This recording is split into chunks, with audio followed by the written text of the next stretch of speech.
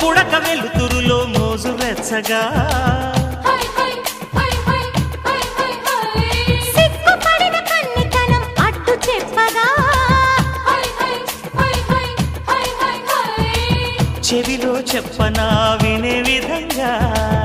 ఒడిలో చేరితే హడావిడిగా రావే చిన్నారి ఖుషి ఖుషిగా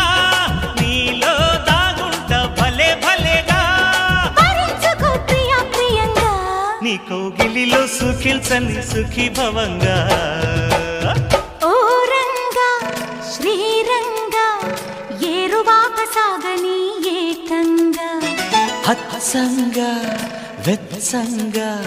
మల్లెపూలు నలగని మెత్తంగా